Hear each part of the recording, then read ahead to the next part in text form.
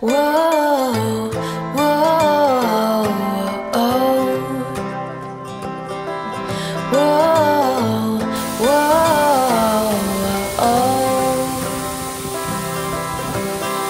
If I was a needle in a haystack, in some lonely field way out west, well, you would know just where to find me. If I was a single grain of sand, washed up on some island in the sea, well, you would know just... Good morning! This is our third day dito sa campsite at tulog pa yung mga bata. So magluluto muna ako ng breakfast. Rice at egg at konting corned beef. Yan yung view namin sa umaga. So nakatapos na ako magluto at kakain na kami ng corned beef and egg and rice. I take note, corned beef. Corned beef yun. Okay. Good morning, Raven. Where are we going today? Saan tayo punta? We're going to the Eden Project. Yes. So we'll show you around again. See you guys. See you. Yeah, you would know. Good morning! Nag-good morning ka na kanina. So ito na, nasa kotse na tayo. We're going to Eden Project. Nangitib din pala ako kahapon. Ako din eh. Kaya mamadali mo sa akin, din ako nakapag-sunscreen. Ay, ganon. Okay. So, okay lang yan. How about the girls? Are you okay there? Hello, say hi! They are busy eating cookies.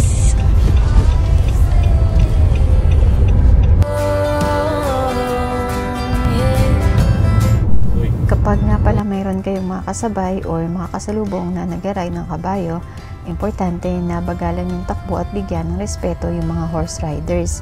Kagaya nito para hindi masyak or mabigla at magwala sa kalsada yung kabayo.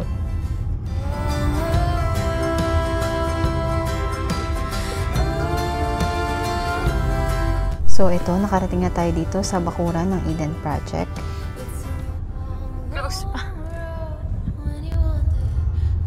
After a year, dito na naman kami sa Eden Project. Maybe just about a year kasi 1 year yung yung validity ng visit natin, yung pass. Valid for 1 year, so kailangan sulitin. Within a year dapat makabalik ka na, diba? Tutulog pa yung mga bata.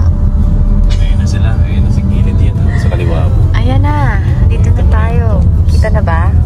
Not yet. Sort of. Kasi natataas ng mga kaya hindi kita. Pero ang ganda lang para ka lang nasa Tagaytay Highlands dito eh. Crosswinds, mga ganyan. Tagaytay crosswind. The thing here is though, pag maaga ka, i-feel muna nila na yung mga parking sa taas. Which is medyo malayo dun sa mismong entrance. Kaya that's the matter. Pagka medyo tanghali na, doon na, yung nasa bandang baba na malapit na. Medyo steep kasi yung daan papunta pag nilakad. Papunta doon.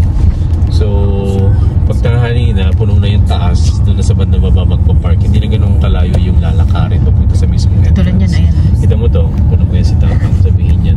Dito kayo, doon kayo. Ayan, doon tayo pinapataas. Sa parking. Morning. How you doing? Alright. Yeah, we're good. Good kids, the toddlers. Any chance? Yeah, no, the closest we can get you today is in line 1. Yeah. Alright? Cool. We don't have permanent toddler, I'm afraid.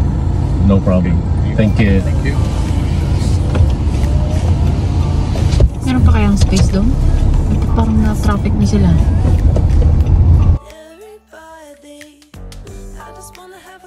May mga informative posters din naman kayong makikita on the way down, so hindi masyadong nakakabagot yung paglalakad. At this point, we try to empty our bladders before we actually start our journey through the Eden Project kasi mahirap na maghanap ng toilet mamaya. Pila muna kami dito for ticket checking before admission. Sure map goes, okay? What we will do, we will find those destinations within this map. So, what is number 1? Number 1 is coffee house. Where's number 1 on the map? Can you find it? How about here on the map? That's the least. How about on the map? Where's number 1? There you go. And we are here, number 1. The next place we're gonna go to is number 2. So Well done. Number 2. Find it! So, From the starting point of the footpath, meron ditong viewing deck kung saan magkakaroon ka ng magandang anggulo ng buong view ng Eden Project. Sa pagkakataon na to, kumpara last year, we really took our time to appreciate the sceneries, the view of the Eden Project. Di naman namin kailangan magmadali. Hi! We're back in Eden Project. ito na naman kami siyempre. Pero this time, mas maganda yung this time, mas maganda yung weather namin. Kaya mas may enjoy natin. Mainit actually. So, Haven will do treasure hunting. And Katniss as well. Yay! Ilibangin para hindi kailangan buhatin. Let's go! It's a long, long road when you wander far from home, but I know your eyes there. Where's the Robin? Ay, hindi mo justify ng camera yung ganda rito, pero it's quite amazing. Yung colorful, mas bright siya in person. In actual. Sabi nga ni Kirk, parang nasa Korean setting. Ito ang ganda daw, sabi ni Mami, flower na to.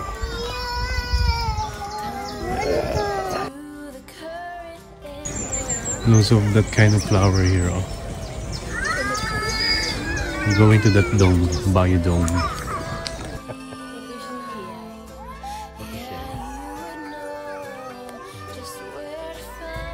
Can you see the banana tree? I cannot see it. That one, no? Look at the video.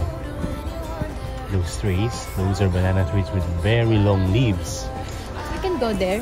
Yes, definitely we can. Hi. Hi! Sabi ni Katniss playground daw yun. That's not a playground. It's a global garden, It's a garden. or called Global Gardens. Enter through the shed. There you go. That's Scarecrow. That's the entrance. We go this way. Oh, I'm gonna have to mind my head because I'm quite tall, you know. There you go. Yeah, it's like you are in a province in the Philippines. Yes. See? Like a farm. Okay. And a scarecrow. Did you see? But here is where you can find the bananas and plantains. There you go. East Asia. Banana trees. You know, in the Philippines, like an old one, like a big leaves like this, the big ones, we use them to eat on them as our plate. They're quite clean. A beautiful Asian family. Ito si Lola Kiray. Masaya naglalakad. See? Daming layers, oh. So, ito na, malapit na kami dito sa mga biomes. Pero, we're taking our time to enjoy the beauty of the surrounding. Are you alright, Katniss? Good.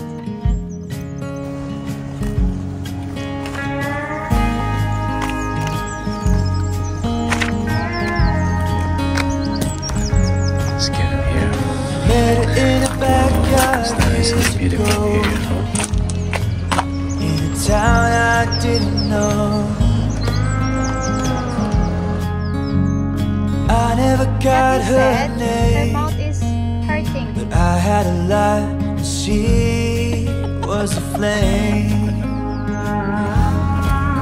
Let's Just wait 4 hours to the wrecking machine. Jump, jump, jump, jump, jump. So, ito yung entrance niya.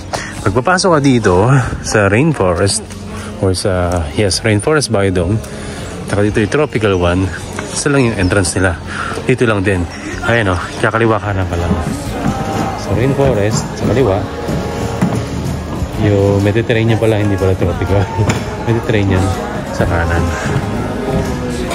Meron silang cafe dito. Sa kabila, mukhang pilahan lang. So, itong nasa kanan is actually cafe. At yung sa kaliwa ay parang kantin nila. At for you to order, you have to queue outside. Ay, ang gusto mo ng sombrerong inaamag. Pang-Amazon na Amazon ang datingan mo. Diba? Kaysa yung ganitong sa akin, walang kakwenta-kwenta. Baliktad pa. So, gusto mo ng amag na pang-Amazon talaga. Diba? Pang-Amazon. Nung dosting ko, di yan dos, oh. 42. Last year, inuna namin yung rainforest biome. But this time around, inumpisahan namin dito sa Mediterranean. Mas mainit kasi sa loob ng rainforest. Kumpara dito, at least di muna kami masyado mapagod after namin mag-tour dito sa Mediterranean. At magkaroon pa kami ng energy papunta doon sa rainforest. Because if it's the other way around, baka masyado na kami mapagod after ng rainforest bago pa namin mapuntahan itong Mediterranean biome. Nakita nyo naman ang payapa dito sa loob nitong Mediterranean biome. Actually, pareho lang din naman dun sa kabila. Pero dito kasi mas maaliwalas kasi parang may halong disyerto at halo ng kagubatan din.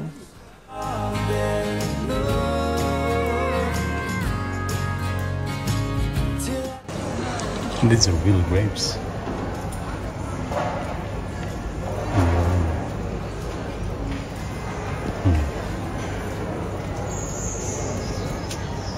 Ito siya, may balingsang pa. Kailan tayo mamimitas ng ubas? Covering this gazebo. Daddy, we are on number 6. Are we? Yeah. Kailan tayo mamimimig ang ubas? Yay! Doon kasi sa kabila, medyo puno siya ng greenery, lots of trees and plants, kumpara dito sa tropical or Mediterranean biome. Pag pumunta kayo dito, you will realize that this place really looks so majestic. Kasi kita nyo naman araw-araw minimaintain nila yung mga halaman dito, pati na yung kanilang landscape. Till I get there. Is it?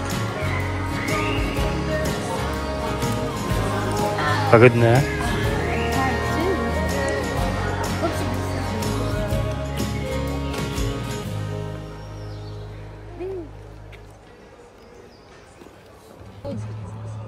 Parang nasa studio dito, no? Till I get there.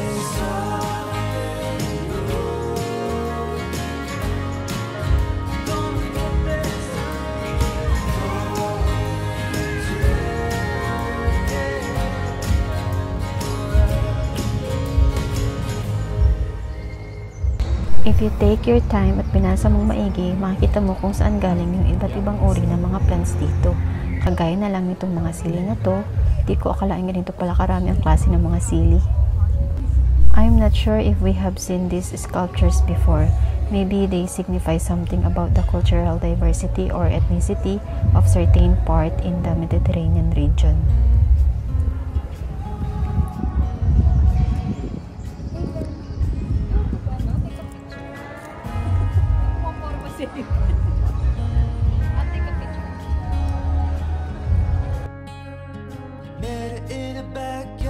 Nag-water break lang kami saglit at ito, punta na kami dito sa rainforest biome. At tingnan nyo na lang kung gaano kaganda itong kapaligiran dito sa loob.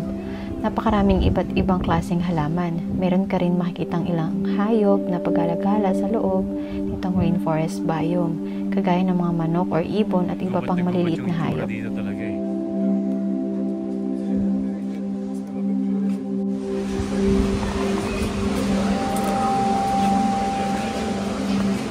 Ito siya.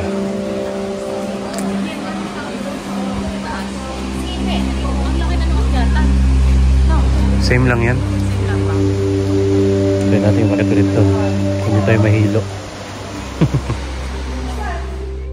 We would say that this is a really must-see destination dito sa England. Kung kayo ay mamasyal or kaya naman ay dadalhin nyo yung family nyo dito. Kasi bihira yung ganitong klaseng istruktura. Talagang na-maintain na maayos at napepresenta ang napakagandang kapaligiran at impormasyon na din about sa iba't ibang lugar sa buong mundo.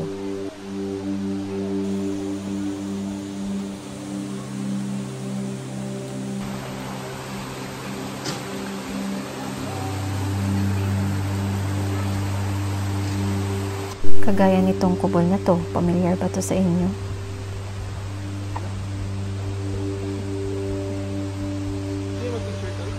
Okay lang, Paps. Thank you.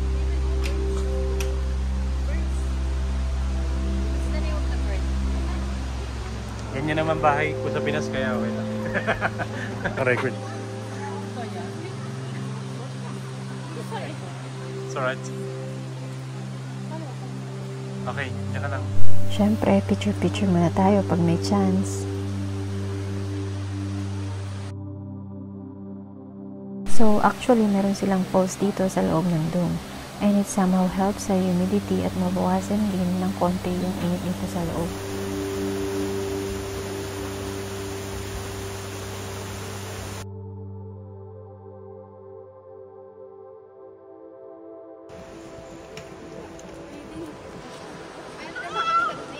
Mami, oh, tirahan natin Sampaloc.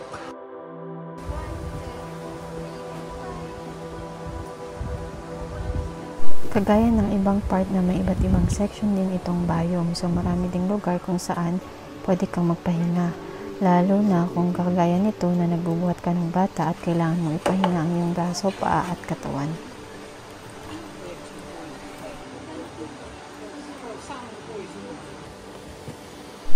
Tumawid kami dito sa maliit na hanging bridge kahit medyo nakakatakot para sa akin, lalo pa si Daddy sinasadya pang ugain yung tulay. Kaya ito, pinilit ko na lang makatawid hanggang sa kabilang dulo. Baka matigas yung tuhod. Malambot pala. Dumiretso ka lang. Ano mundo? No. Namumulikat na yung pa ako. Daddy naman eh. Oh, bakit ba? Magyug-yug. Hindi ako yun, no? Tumahid na tayo pa magpahawak. Oo. Oh no, Hayden, it's so wobbly. Wobbly. Oh no. So, ito yung another footage from Shai, capturing it from the other end of the bridge. Iba din pala talaga pag may ibang perspektibo nakuha sa inyo, no? At ayan, huling-huli si Daddy, inuuga pa ng husto yung tulay.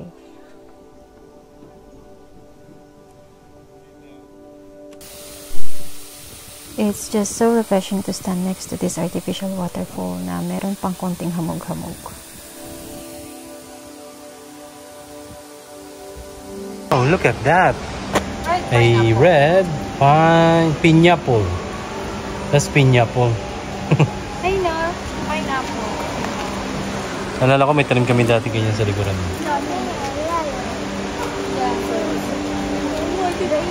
Dami, no? The outside. When you slice it, it's yellow out inside. Yes, juicy. Wow. And sweet and sour. Ayun, correct.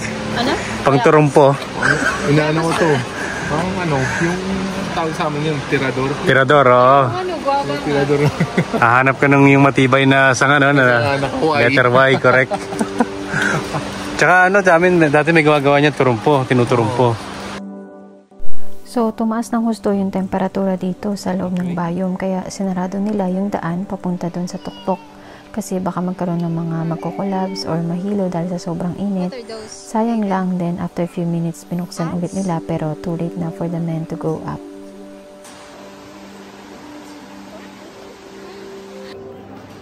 At ito, finally, oras na para sa lunch, kaya order muna kami at enjoy eating together. Tingnan nyo tong sculpture na to. Ito ay tinatawag nilang blue or infinity blue. This is a huge breathing ceramic sculpture rising almost to the roof ng building sa loob ng Eden Project na tinatawag na The Core. So this space homage the one of the world's smallest but most important organism na tinatawag na cyanobacteria.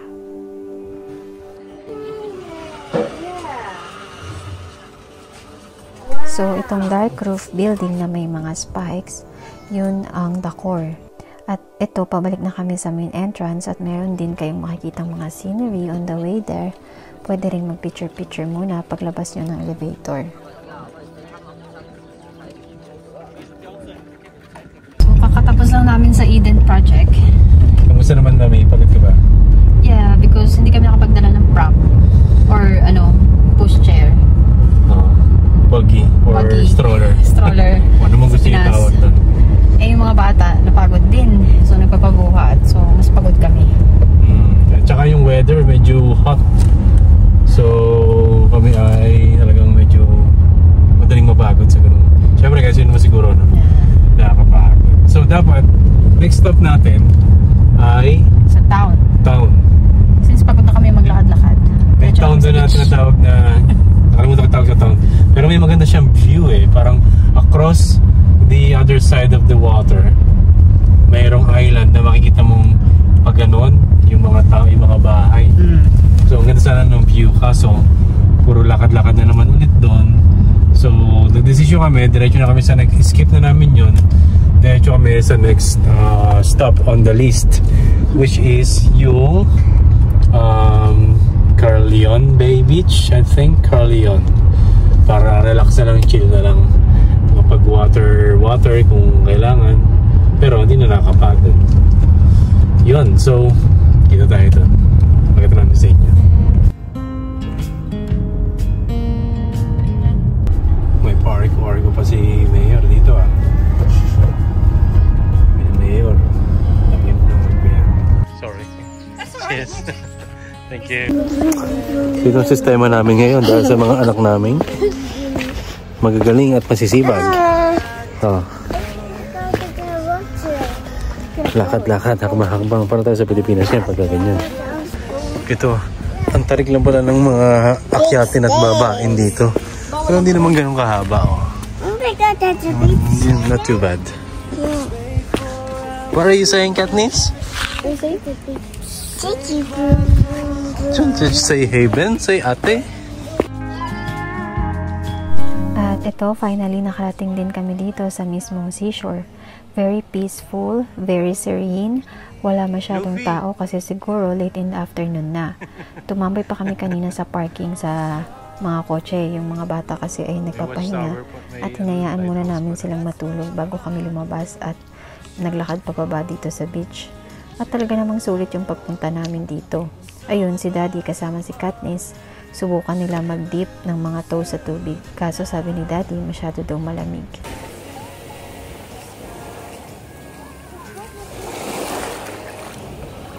Lino.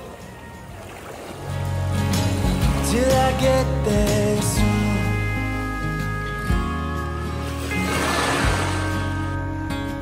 Medyo bihira makanap ng beach na may napakalinaw na seawater dito sa England. Pero usually makikita mo sila sa bandang south. Bandang west, meron din siguro, konti sa south east ng England. Pero pag pumupunta kami sa East Anglia or East of England, medyo brown kasi yung mga beaches doon, medyo malabo. Hindi kagaya dito na sobrang linaw na parang nasa Pilipinas ka. Raised a glass to the open road. She asked me if I'd always be alone.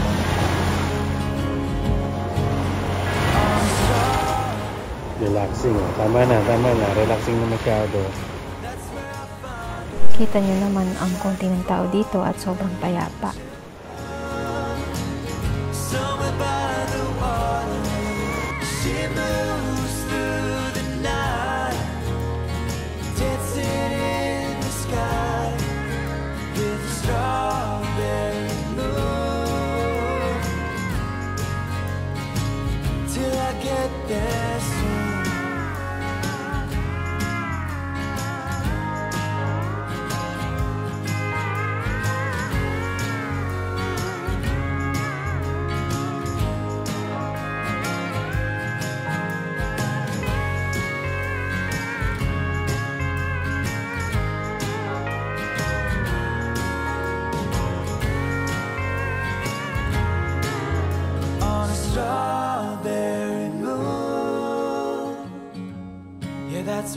find her shining falling too.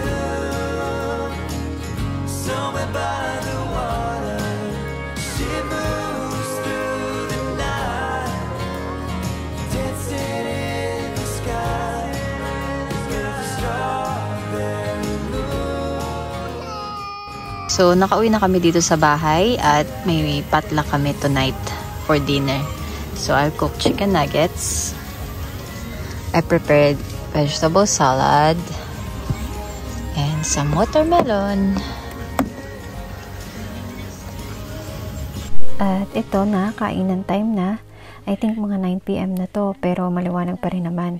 Enjoy ang mga bata sa pagkain at enjoy din kami sa niluto ng aming mga kaibigan. Babes, para lang ma-close namin yung vlog, oh. Ayan, tiis kami sa Silaw. So, anong oras na ngayon? Mag-alas 11 na ngayon, wala kami matutulog. 11 na kasi, nag-dinner kami kasama yung mga friends namin. Saan ka? Nakakita. Nag-pitch. Nag-chip in kami ng pagkain namin. Which is, nakakain kami ng napakasarap na sinigang. Thanks kay Cham na nagluto nun. Tsaka nag-carbonara, may hipon, cheese, masarap na carbonara. Si Kirk, si Peter. Tapos ang niluto ko, alam nyo na. Chicken nuggets. Chicken nuggets, para sa mga bata.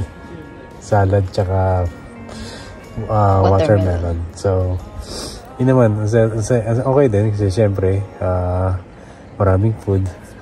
Tapos, kumakain ka kasama mga friends mo, which is always a nice thing to do. Pag meron ka namang mga kasama kumain. So, ayos na ayos yan. Medyo late na tayo natulog pero kasi bukas maaga tayo alis, kaya anong punta natin bukas, Mami? Minac Theater at St. Michael's Mount. So, unahin natin yung St. Michael's Mount and Minac Theater. Yeah. So, kung gusto nyo mapanood dyan, Papakita. abangan nyo yung susunod namin vlog, no? Para makita nyo yun. So, yun lang muna. Always remember to share a smile and spread the love. Because life is delicious. See you in the next one. Bye-bye.